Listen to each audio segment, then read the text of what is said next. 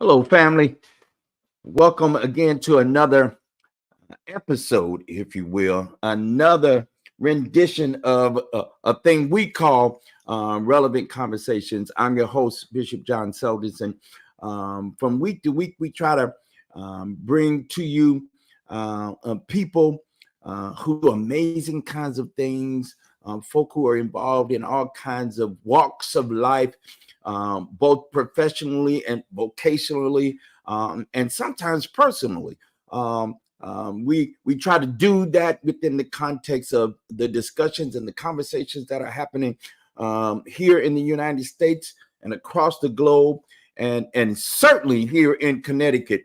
We try to be as relevant as we can, and also talk about and accentuate things that I think are important to our communities across communities. And tonight, here we are again, and have a sister, friend, colleague we admire very much for the work that she has done.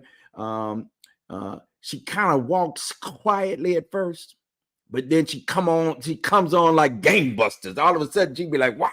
You be like, "Whoa! What in the world? What did she just say? What did she just do? What are we doing?" She is a leading organizer and comes to us from labor. And tonight, want to have a conversation about the work that she is engaged in, along with several of our partners and friends, both locally and statewide here. Let me introduce to some, present to others, and just remind folk of our sister who is the VP. She's the Connecticut VP. See, that means she's the muckety muck, right? For SEIU's Healthcare 1199 Northeast 1199. Come on, if you all would help me welcome Stephanie Deceus to this platform. Come on in the room. Come on in the room. Hello, good evening. Thank you so much. Really appreciate it and really honored to be on here. Thank you. Absolutely. Let's kind of go back. Let's first introduce folk to who you are. I know a little bit about your background. I know a little bit. You went to school up here in the Northeast, a little bit. Got some education on it.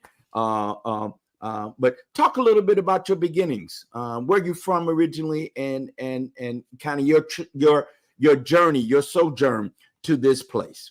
Absolutely. So, good evening, everyone. Happy to be here with you on this Monday night. So, again, my name is Stephanie Deceus. I am actually from New Jersey. I am the child of immigrant parents. My parents immigrated here from the country of Haiti.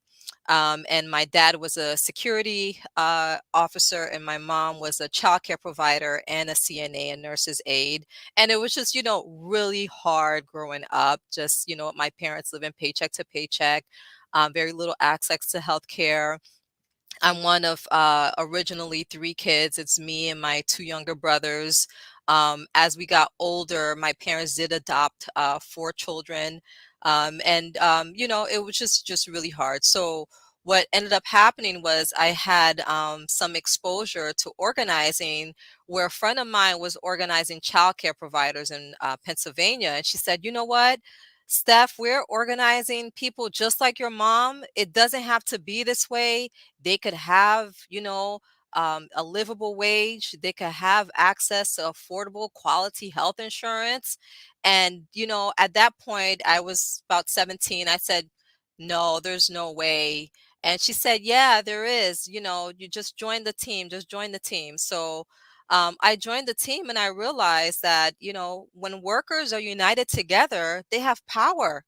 They have power. And once I realized the power that the people have when they get united together, I was sold from then. I could not leave. And many years later, when I get my age, about 20 years later, I'm still here and still doing this work. And it's just fulfilling in every way possible to see workers just lifting the chain off and just uniting together and fighting for what's right and for what they deserve and for what's just. Absolutely. Labor has been a friend to many of us over the years. Um, uh, uh, this Dr. King said something about the fact that if he was in a labor union, it'd be 11.99, He right? did. He did say that he had a special regard for 11.99. So talk about specifically SEIU and then 11.99 in particular, and its significance in the labor union, in the sphere of labor. It has a particular road it travels. Could you talk a little bit about that? Yeah, so 1199 is based out of Connecticut and Rhode Island. I should say there's many 1199s all over the country under SEIU, the Service Employees International Union, which is one of the biggest national unions in the world. And 1199 is part of that. And our 1199, what we call the New England Healthcare Employees Union, is based out of Connecticut and Rhode Island. We have about 25,000 members who do mostly healthcare. So we are a healthcare union. We represent lots of healthcare workers from, group home workers, mental health workers, home care workers, nursing home workers, hospital workers, just a wide range of different type of workers who work in a healthcare setting. And a majority of these workers happen to be Black and brown, a vast majority of them. And a majority of them also happen to be women of color. So women and Black and brown people. And, you know, uh, I personally feel just this honor to be able to work in this union that was associated with Dr. King, where he said, this was in fact his favorite union. And just a little bit more with that history, after we lost Dr. King, his wife, Coretta Scott King, then became on the board of 1199, and is famously quoted as saying is that your union rights are your human rights. And she was on our organizing board, and it's just like a rich history here at 1199. And most recently, which I'm sure we'll get into, we did appeal to the civil rights movement, and we got into some good trouble. um, but we could talk a little bit more about that. We coming to that. We're gonna come to that, Okay. Stephanie. We're gonna come to that, Stephanie. So Dr. King and Mrs. King were engaged and involved. In fact, Dr. King did a number of actions and led a number of marches and rallies in New York City. In fact, in particular, and this union here in Hartford. 1199 Northeast, 1199 Northeast got started in the late 1960s. And so from that time forward, you guys have been out there, as you named, for people, from nurses and folk who are providing direct case management and care, CNAs, cooks, case manager therapists, maintenance staff, home health care workers, and other kinds of essential workers. Let's name it. Let's get it clear. If you got a business, you probably got an 1199 member somewhere around you, because these are the folk that provide what I'm going to call the grunt work, the grunt Yes. work to and the backbone to our economy. I mean, literally in the region. You walk downtown to one of them buildings, you go in the door, somebody sweeping the floor, 1199. 1199. You're hanging out at the Capitol. You're hanging out at the Capitol. You're gonna walk past somebody. They're gonna have that purple and gold. It's gonna be just Hmm. flashing that purple and gold. 1199 has been on the case for a very long time, and in particular, in these moments when we've had now let me step back a bit, because I'm excited that you're here. I'm excited that you're here, and I'm excited to talk about what we're going to talk about. Um, we were out here a number of years ago, and got involved, the kind of first big push in a statewide effort for us was in and around the budget and the budget conversations here in the state, and didn't quite know that um, that there were essential workers that were hired by the state.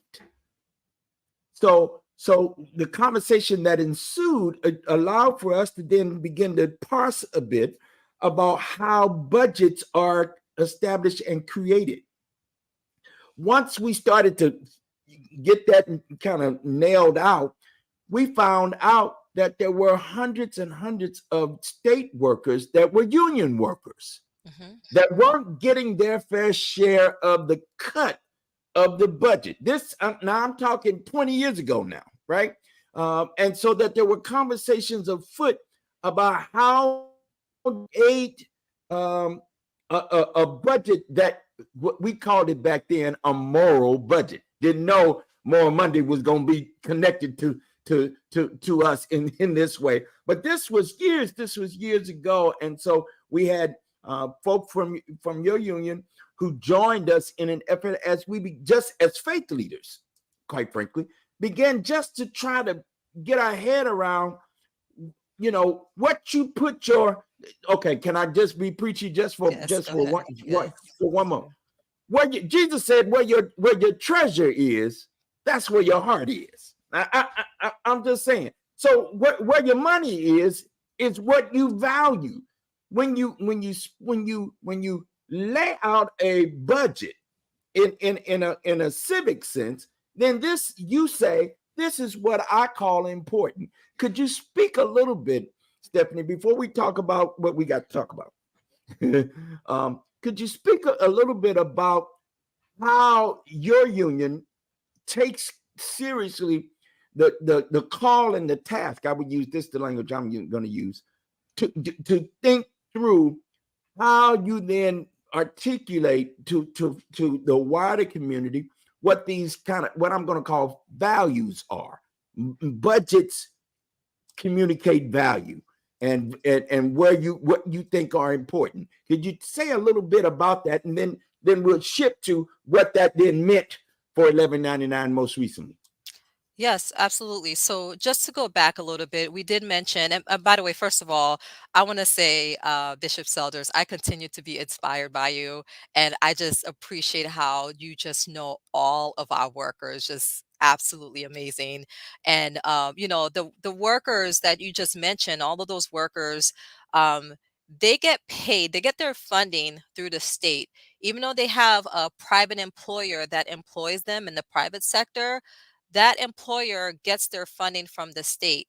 So when you see us out on the street and you're wondering what the relation is, and even some of the non-union employees, when they're seeing money come in and they're seeing more and more money come in year after year, and they think that, oh, my boss just woke up one day and said, oh my gosh, you're doing terrific work, let me get you a raise. And it really doesn't work like that. It's directly correlated with the state. So when the state provides funding to these agencies and to these nursing homes and to home care workers, that's how we then have the ability to fight the employer at that point to get our money in our pockets. So that's how that works, in case folks are just missing how that is linked.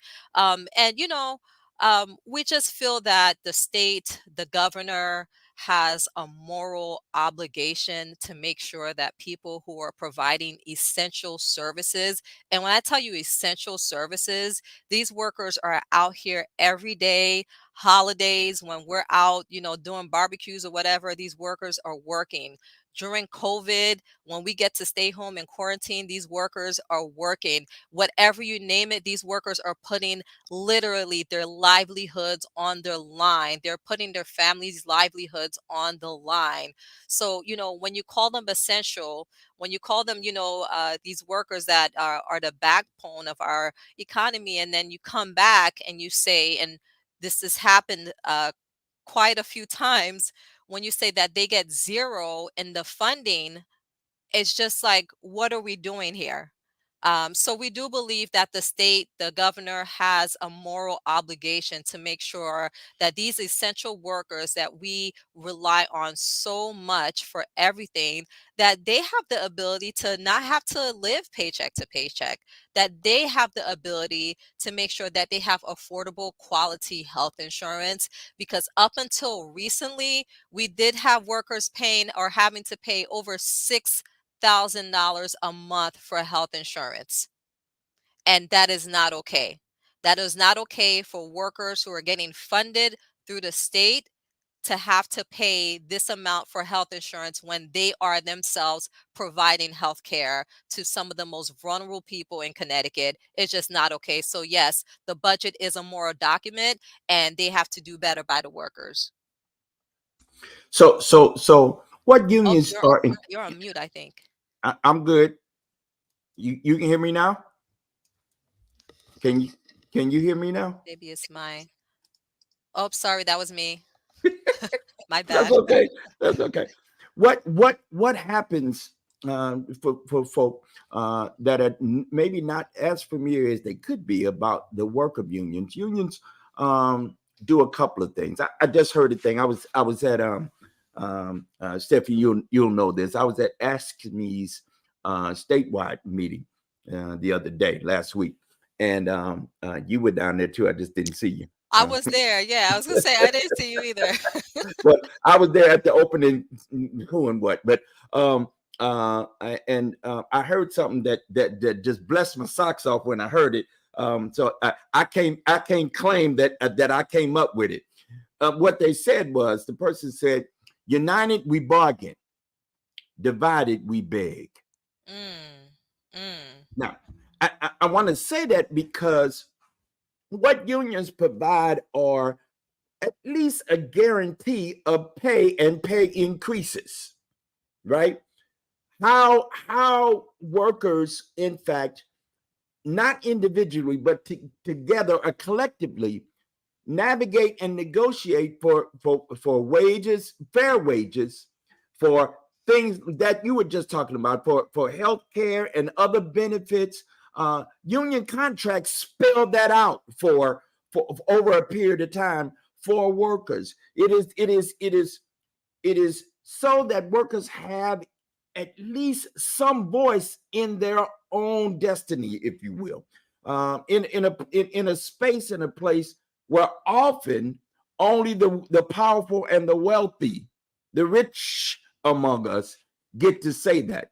Unions and those contracts that are ultimately negotiated and then agreed upon and voted on and ratified, uh, allow for individuals to collectively, you've heard this term, collective bargaining, right? mhm. So that's a part of what unions are doing. And can I say this?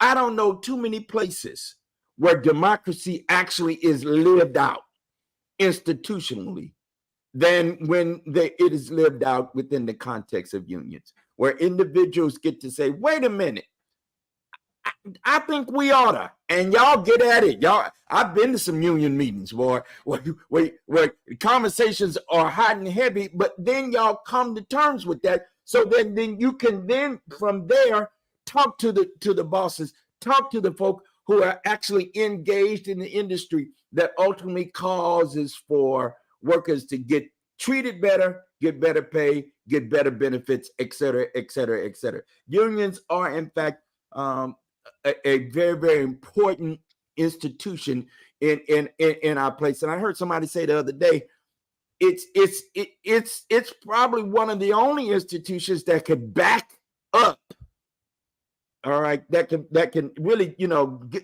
get the hellhounds off of us when it comes to capitalism, right? Y'all can shut it down for a minute. And do that through the kinds of stuff we were engaged in a little while ago. Let's talk about what happened a little while ago. Let's talk Mhm. about Let's what talk happened. about it. Let's talk about what happened a little while ago. We 20 minutes in now. I think we can talk about what happened a little while ago. So of course we're in the we rolled into 2020, and it's no news to anybody here who's watching us and who will watch us, that we went through a thing called COVID and a lockdown, and you turn around, and it was only a few people working. 1199 members, the majority of those folk were working. Mm-hmm. They were taking the risk. You know, if y'all just go back into your imagination for a few minutes, go back in your memory, go back, not imagination, go back in your memory. Y'all remember, most of us stayed at home. It was some of us had to go to work and didn't know what the risks actually were, but needed to make ends meet and feed our families and take care of ourselves and our loved ones. And so it was workers that were members of unions like 1199, and I'm thinking of 32 BJ and others who went to work and had to be the people who were on the front lines, braving what we didn't quite know, in order to both take care of themselves, but also again, we're talking about healthcare workers, we're talking about case workers, we're talking about nursing home workers. Y'all remember them statistics that were coming out during COVID, that how many people were getting ill and then making transition. So it was rough, tough times, and 1199 workers were catching it, right? And then so as it started to lip and we started to turn the corner a little bit and we started to come back, the economy started to get rolling again. There were windfalls all over the place. There was money coming out the woodwork, coming from the government, both the federal government and the states and folk, and conversations were afoot where essential workers were getting left out of a slice of the windfall. You take it from there. I just wanted to set it up a little bit, Steph. I just want to set it up. Yeah. So, during COVID, I from what I know about the stats, is that a majority of the deaths that were happening from COVID in the state of Connecticut, like something around over 70% of the deaths, were happening in nursing homes. The nursing homes are where our workers work. And, just to give you just a feeling and a sense of what workers were going through, with just a couple of stories. So we had a member who she she got sick from work with COVID, and she bought COVID home, and she got her family sick, and then they went to bed. Everyone went to bed, and the next morning she woke up, and her husband didn't, and her husband had passed away from COVID. And another story is, another worker bought COVID home and got her mother sick, and was driving her mom to the hospital, and her mom died on the way to the hospital from COVID. And this is just one of, unfortunately, many, or two of, unfortunately, many tragic stories. um, at the AFL convention last week, I did share a video of one of our e-board members, which is another story, who she was in really bad shape when she got COVID. She was sick in the hospital for quite some time. And then when she woke up, they did let her know that her mother didn't make it. And she had bought COVID home to her mom. So this is what our members were facing every day. It was just very painful. And imagine going through this, right? You're going through this every day, and if you're not getting sick, someone who's getting sick. People are dropping like flies every day, whether it's your coworker, whether it's your loved one at home, whether it's your patient, your resident that you're providing care and services for. This became the norm. And imagine, in that situation, not getting enough or proper PPE to be able to protect yourself. And then also imagine in this situation that you're going all through this, you're not getting proper PPE, and the state comes out and provides zero in the budget, zero. And I mean, if that's not clear what your life is worth at that moment, I don't know what else is. This was going around the time with the murder of George Floyd. So workers were really feeling, and remember, a majority of these workers are women, a majority of these workers are Black. Um, it got to the point where people just could not take it anymore. People were outraged, and people started owning, even more their union.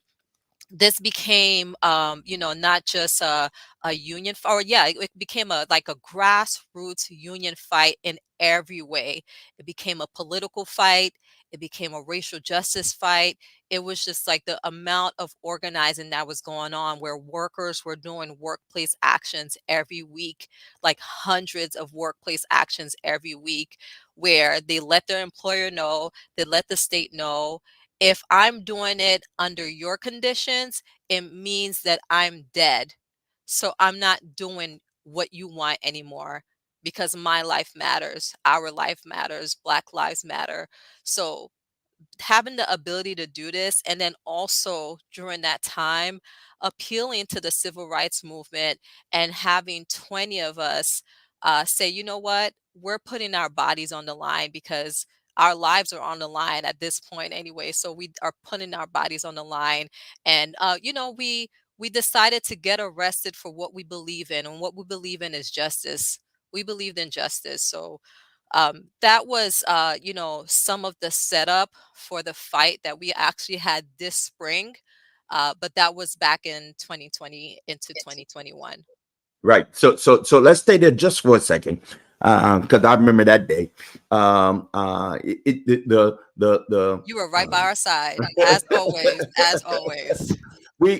so the conversation was at that point. Again, I'm transporting this back to 2020, now into 2021. We were starting to come back to work. We were starting to open up, the economy was starting to open up a little bit. And of course there were resources that were coming, that were becoming made available. And in the cases that you've named, and you just named a couple of cases, there were whole industries that weren't even providing personal protective equipment and gear. People had to get their own mask and bring their own face shields and all of that. Gloves, they had to purchase their own gloves because they weren't getting what they needed in their workplace. Come on now. I mean, this is 20, we're in the 21st century. And it would have seemed, one would think, that things like that would have been provided for in the workplace, and it wasn't happening like that. And so they were asked, to help workers just provide the essential protective gear for essential workers. How basic is that? And the conversation was, okay, we need to do something to bring attention to the issues that we're facing. People are dying in our unions, right? And 1199 was these are the frontline workers, and so an action was called for, and a number of you got arrested. You who were the leaders. My beloved Pamela and I were right there. You all gifted me with space to say a little something, and I said a little something, and then got on out the way and let y'all have it. But I sure wanted to get it. I sure wanted to get in the fray of it. And I'll tell you when it got tough for me, when the officers and it. If you've never been to an act of civil disobedience, there almost always is a point where those officers and those who are working for the said man, I'm gonna call it that, they get a little frustrated, especially those that haven't been accustomed to doing it, and sometimes it can get a little pushy, handsy, and you all had one of our elders who was in the throngs of the folk who had decided we're gonna get arrested, and they pushed up on Mama. Boy, when they pushed up on Mama, I was ready. I was in there, boy, and it got hard for some of us to watch them push up on one of our elders in that way. That arrest in fact brought attention to the work of essential workers, and so all over the state there were actions that got called. I remember the workers that were working those rest stop areas. So those who would have been those working in the fast food restaurants, and those who are cleaning those restrooms, they weren't being provided with the right equipment. They weren't getting schedules. It down to being called, thinking you're off, but being called into work and then not given the right pay for, went way over past your time, and not even getting the time and a half you were deserving of based on the contract that the company signed. And nobody taking real responsibility for what was going on. So that action then said, listen, we got to do something. And you all said, listen, we're gonna go down on the line, and that began the what I call the trek to what happened this spring. Take us on now from there, sister. Um, Yeah, I would just say before I go on to the spring, just a couple more things that happened around that time. First of all, I don't think I've ever seen so many cop cars for our civil disobedience that day. Like they went as far as the eyes could see. They just kept going and going. It was big news, but both prior to that and after that, we had done several demonstrations where we blew up in very big poster size the pictures of all the members who we lost due to COVID, and we had memorial services for them. We had vigils for them. We also had a die-in where we just laid in the middle of the street. And we walked up a casket to the federal building. We also had some civil disobedience in front of the governor's mansion where we all formed a human chain. We also had um, thousands of workers who had voted to strike back then. And we took all of the striking, all of the petitions to strike, and we um, taped them up and put them all around the governor's mansion. Like we just did a lot because we just did not want to be silenced. We wanted to remove that foot off our necks. That's what we really needed to do. And we did. We were able to secure funding back in 2021, the night before our strike was scheduled. We were scheduled to strike on June 4th, 2021 at 6 a.m. And really late the night before, we were able to secure funding with the state where group home workers won record funding, like $184 million. They have never seen this funding before in the history of Connecticut. And we already knew what they would have gotten if we hadn't done all that. They would have gotten zero. Zero is what they would have gotten. So fast forward to now, you're probably thinking, well, you guys got $184 million. That's it. Go home, right? Um, no, not exactly. And the reason why, by that point, when we secured the 184 million up to now, it would have been almost 20 years with just two increases, just two. Can you imagine going 20 years of your life providing services, providing care, and only getting two increases? So even though that So, was Stephanie, like, you talking about pay? yes, Let's be real clear. We talking about they had got two raises in 20 years. yeah, Mm-hmm. yeah, yeah, that's it. So, when we're told, go sit down, you just got an increase. When you put it into context that this increase was only two from, almost 20 years, it really doesn't get us to where we need to be. And plus inflation, right? Everything's going up. I don't eat eggs myself, but I kept hearing about of how much a box of eggs costs now, and how much it was costing right after we got those raises. So inflation just ate all of that up. And mind you, workers were still having to pay. Some of our workers still have to have $6,000 to pay in order to get access to health care. which would mean that they would owe their employer money if they were actually to take the health insurance. So fast forward to this year, 2023, we also got a zero again for the budget. Just a zero. We weren't going to get anything. So workers decided to get together again. This time it was just group home workers alone, as opposed to before it was nursing home workers and group home workers and home care workers. Just some specifics to do with our contract. I'm not going to get into that. But this year was group home workers alone. And, I'll just tell you something about group home workers.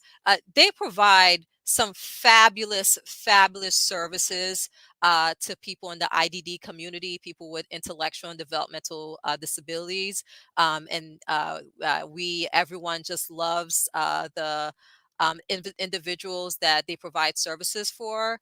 Um, and they are spread out all over the state at this point, for the workers who are striking, at over 300 work sites. Over 300. So imagine trying to corral together a group of 1,700 workers spread out at over 300 work sites all over the state, as opposed to like when you have one place, like a nursing home, for example. Everyone's at the time clock together, everyone's hyping each other up, like, yeah, let's go outside. Like, we don't have that here. So I can't begin to tell you the challenges with beginning to bring workers together, for workers to understand you're not in this alone. This is we're not in this alone. And when we were finally able to do it and we let the state know this is what we're doing, the state, I guess, kind of called us bluff, and we're like, oh yeah. So we really went out. We really went out and we struck for 21 days against the state of Connecticut this year. This was the longest strike that we've had against the state of Connecticut in the history of our union. And I don't mean to make it sound like all blitzful, like this was, we won everything. We did not win everything that we wanted. We wanted to win a pathway to eventually get to $25 an hour.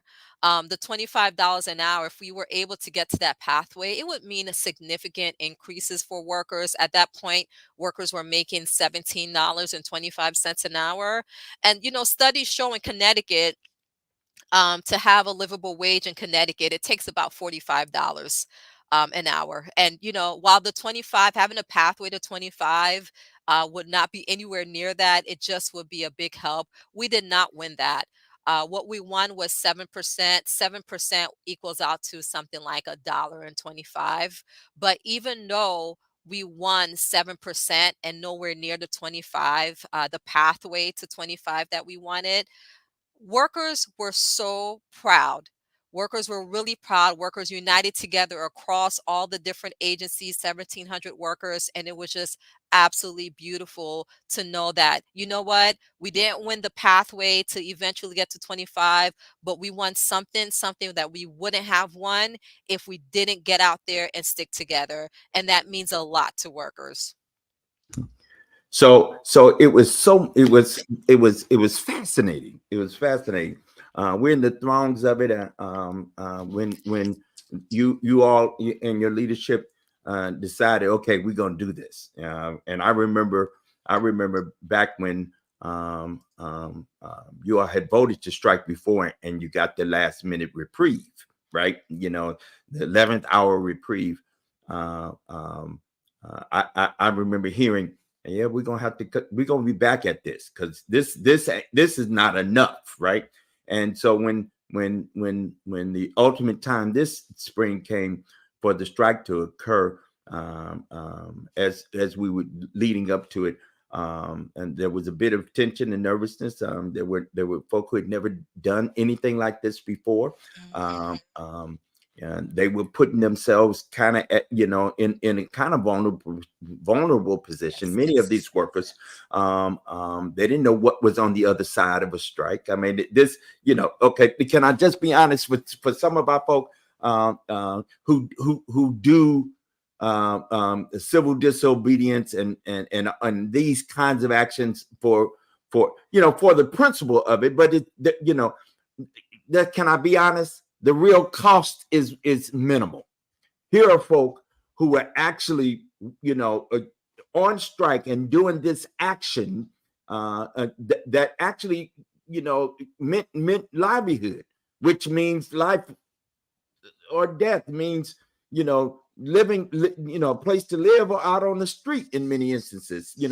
Many of these workers work two, maybe three jobs, some of them, and still working two or three jobs, not able to quite make it all fit. So there was an incredible amount of risk that was being taken here. And so I would come over to the Capitol. The Capitol was kind of the center for the gathering of striking workers, because the ask was, come on, state, y'all got some windfall here. Cut a slice out here and help the workers who helped save hundreds and hundreds of lives during COVID. They are deserving of a piece of the bounty of the pie. And quite frankly, they're, the opposite side of the folk who were saying, okay, you're making sense, but, and that's what we kept hearing. Yeah, we agree. And don't you remember, we need a, and so the counter argument was about not necessarily that these workers weren't deserving of some benefit, right? But that there were other things that were in line. And so these workers needed to wait their turn almost. Would you not agree? Yeah, definitely. So I just a couple of things that I want to go week by week for that 3 weeks that we were out for. So every week, like the first week, the state moved a little bit, nowhere near even the 7% that we ended up with. On our second week, what we started seeing is how involved the community became involved in the strike. This is key. This is so important because this time around in the strike, we wanted to make sure that we were recognizing not only workplace issues, but that we were also recognizing out of workplace issues, because there's a link. It's not a coincidence that a majority of workers who work in this industry, who are Black and brown, who are women, are also going back to communities of poverty, of housing crisis, of violence, etc. There's a link there. So we're able to bring those two together. And then what we saw was that, all workers from the community came on strike with us, not literally walked out on their job, but we had bus drivers with us. We had childcare workers with us. We had paraprofessionals, you name it. We had all workers there. So on the second week, what we ended up doing, remember back in 2021, we did a civil disobedience with 20 people at the height. This time around, the second week of the strike, we did another civil disobedience. And my gosh, there was like 67 people who took arrest. Was it 57 or 60? It was high. It was a high number. It was over double than what we won at what we had back in 2021. And it was just absolutely amazing that everyone decided, you know what? This is not okay. And like Dr. King said, if it's unjust, I have a responsibility to do something about it. So we literally, there's an organizer from 32BJ. I'm going to quote him. We put our feet to the concrete and we got out there. It was hot, but we did it. We did it. And, I just appreciate not just the members, but the community aspect of the organizing, which was just absolutely amazing. We had fun that day. You all allowed me to have a word of prayer. Amen. And then there were a number of us who helped lead the line and lead that action. It was a beautiful thing. And while you all were taking a rest, some of us Tell them what you were doing. Yes. Tell them some what of you were doing. some of us said, listen, let's go talk to the governor. Right in the middle of the arrest being taken, a number of us with some other, I don't want to call some names, but it was a couple of muckety mucks. It was a muckety muck or two in there, and we ultimately there was a little pushback, but we ultimately got in to see the governor, and where we were going to be 10 minutes, We ended up being about 25, 30 minutes with the governor. And he laid out his case. And while I didn't necessarily agree with the governor, with his rationale, he understood that this was important and he was going to try to make it happen. Now, what happens in those moments when this high level back and forth and it gets politicized, right? So the one side points at the finger at the other side, and then when you go meet with the other side, they say, "No, it's the other side." And so it was a little bit of pointing the fingers at this one and that one. But what ultimately won the day, in fact, was that here were hundreds and hundreds of people who had marshaled the goodwill of thousands of people in this state to say we got to do something. And they did. They cut off a little slice. It wasn't all of what we wanted. It wasn't all of the ask, as you've already named, but it was significant. And what was amazing to me, as it always is. Here's the real win, Stephanie. Here's the real win. The real win is when Mama and them, when Big Mama and them, and some of these folk who were very afraid and they were very anxious about this whole thing, they got a chance to participate and use not only their voice but their bodies, right? Their will, their effort. Some of them couldn't get out on the line, but they was out there making sure we had some water, right? If they wasn't passing a bottle of water, they made some sandwiches, and fried some chicken. Somebody was offering me some chicken. I sure wanted that chicken too. And folks that know me, I can't eat no chicken. It causes some problems for me. But I love me some fried chicken. And so there were people who were just as you named. The community rallied around these workers every day. I would drive past, I'd honk my horn and you get a response. I'd pull over and they say, "Hey, Bishop, how you doing?" I'm with y'all. Yeah, we would, and there was all of this enthusiasm and energy that ultimately came to bear. And that's the power of what I love this little statement I got from the people down there at the convention. When we are united in bargaining, then we don't have to be divided and begging. We were able to go in that you all were, as a unit, we were united together. And ultimately, that both what happened outside and what was happening on the inside worked for the good of the workers. Yes. And we were able to ultimately, you gave us a call a few days ago and said, "Hey, we're going to have a celebration." And so on Friday night, we put on some nice clothes and had a little speechifying and everything. And then there was a little shaking of the buffet, if you will. There was a way in which we celebrate together, and dozens and dozens and hundreds of folk gathered together at the convention center to say, "Hey, we did a thing, remember, and we won." And I love the chant that we have: "When we fight, we win." Right. And so that the power of collective bargaining and organizing in this way, in a political context, in order for change to occur, we build on that, right? We build on that, and every round goes higher and higher, if you will. I am incredibly proud of the work that you and dozens and dozens of folk who across this region, day for day, are in it to win it for folk who if it weren't for you all, they wouldn't have that kind of collective power, Mm. right? It is truly humbling to be able to get paid to do something that I love so much. I actually have three babies, ages 22 months, 3 years old, and 4 years old. And I am just like, I want them to be proud of me and I want them to live in a better world.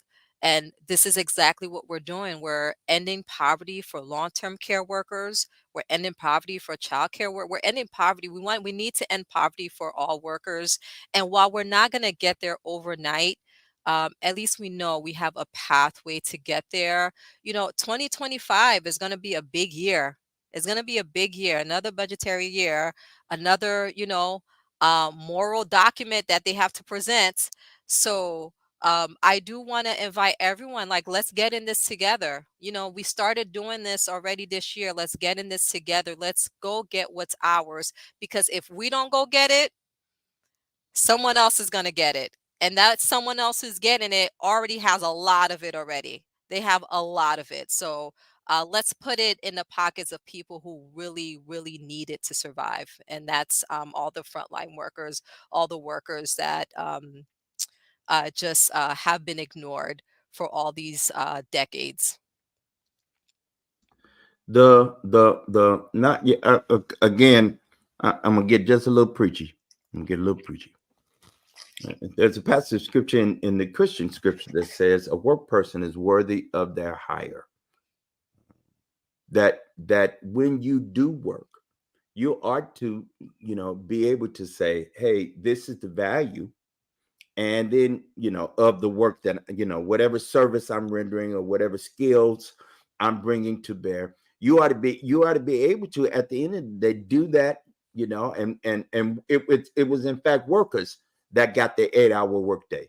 It was in fact workers Hmm. who got the 40-hour work week. It was in fact workers that established these what we now call norms, That's right. as it relates to workers. It was labor that did that. And it ought to be this, it ought to be that when you work, you ought to be able to get a living wage and be able to go home. And as you are now doing, see, I remember when you didn't have no babies. Mhm. I remember them days when you was footloose and fancy free. Now you don't come into, you're coming onto this side of the old peoples. You done got grown now, got your own children.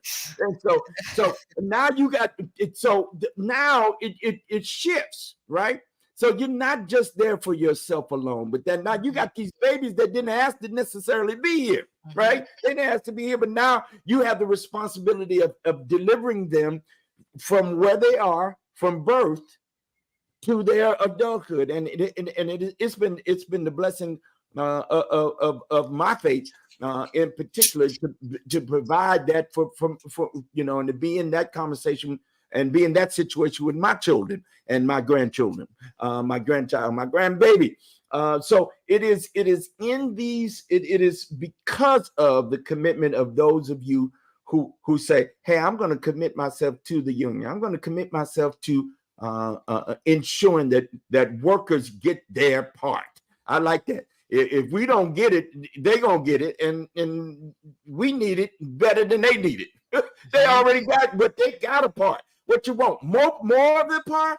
Well, no. I think, in fact, what needs to happen and what has to happen, for us to be more just and more fair and more equitable, is that slice of the pie gets sliced in such a way that we all share in the benefit. We all share in the bounty of it all.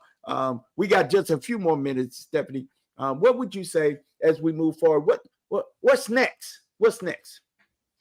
So, I mentioned before, we have contracts expiring in 2025. Um, right now, with this 7% raise that we got, that's three raises in the past 20 years. And the 2025, we're going to have contracts expiring for state workers, for nursing home workers, for home care workers, for group home workers, for mental health workers, for all types of workers in our union. And this is going to be big. This is going to be get big. We're not playing around. We're not playing around. We have to have a budget, a document that recognizes these workers and gives them a livable wage, because we're still not there yet. We're not there yet. And then, also, I just want to say, just on a personal note, Bishop Selders, how much we appreciate you. We appreciate you so much, you and Lady Pam, for all of the work that you do. You are literally by our side for everything, everything that we do.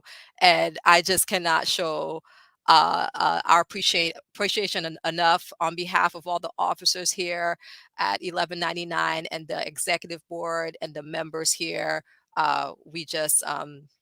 We look forward to continue having you by our side for these struggles.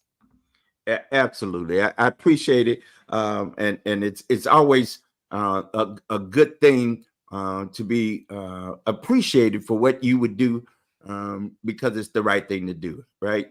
It is. My mother worked for 44 years on one job.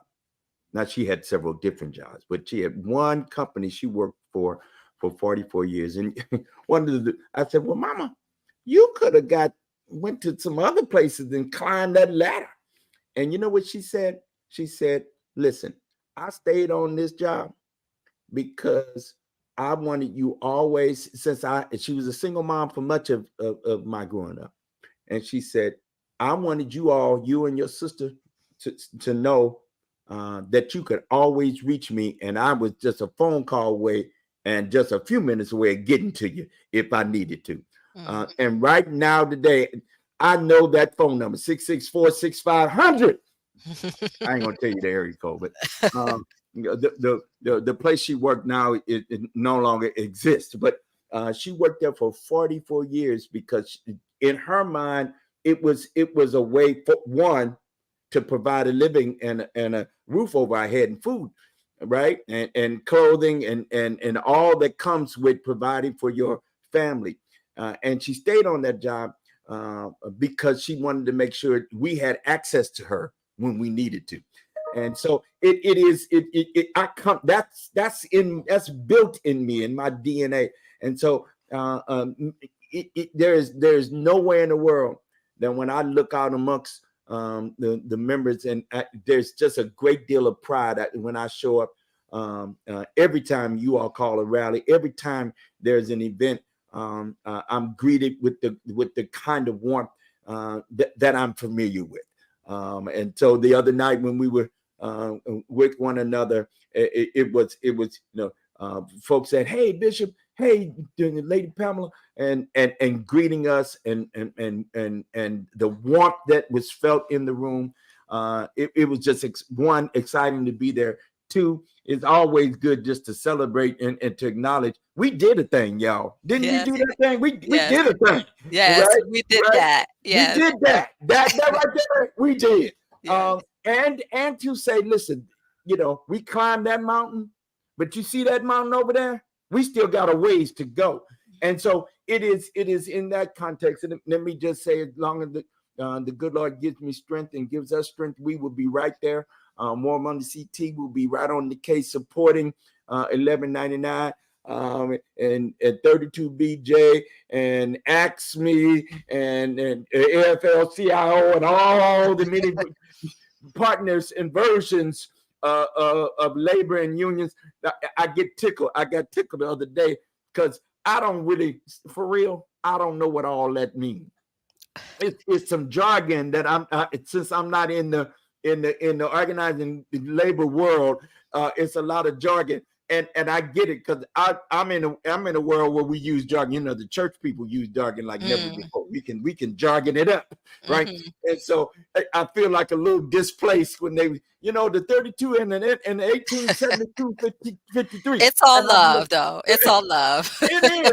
Yeah. And I get tickled because they talking the thing because they all in. Everybody's all in. Yeah. And it is when we do this kind of collectively, when we understand our responsibilities to care for one another. It is, for me, what Dr. King represented when he called for, listen, we got to think about the beloved community. It was okay for him to talk about Black people down south and race. But then when he started talking about poor people, when he started talking about maybe we need not to be, dropping bombs over there in Vietnam, I like what Muhammad Ali said, ain't no Viet Cong did nothing to me.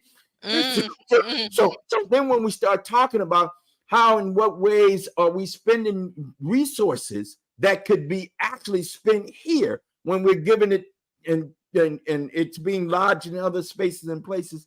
How about we take the opportunity to in fact gift ourselves and pour into ourselves and invest in our own selves? And that's what you're asking the state of Connecticut and other governmental organizations and instrumentalities to invest in workers, right? That investment will pay dividends way past and far beyond what you could even think of. I'm invested in workers because my mama was a worker, because my grandmother was a worker, because my great grands were workers. And if the truth be told, Black people in this country have been workers. All right. Some voluntary, most involuntary for a good period of time. Right. So we understand what it means to toil and to make ends meet. And so it is with a great deal of love and regard that we will always, as long as we can, and the good Lord gives us strength, we will be there with you. All I need to know is when the action, what time, and I'm on my way. You know, I'm gonna call you. Absolutely. Yes. Stephanie, thank you so very much. One, for agreeing to come and be on our little version and our little offering of both support, but also to bring information to our community so that we're engaged in the conversations that need to be engaged. We look forward to you coming back again, and you and Brother Rob coming back and being with us. We look forward to every opportunity to support and to lift up workers and the efforts that are around making sure that workers get their slice of the pie. All right. Absolutely. Thank you again. Thank you for having me. Of course. Blessings to you. And listen, we'll see you all next time. Same bat channel, same bat time. Well, somewhere near the same time and same channel. Appreciate y'all. Love you. Peace. We out of here. Blessings.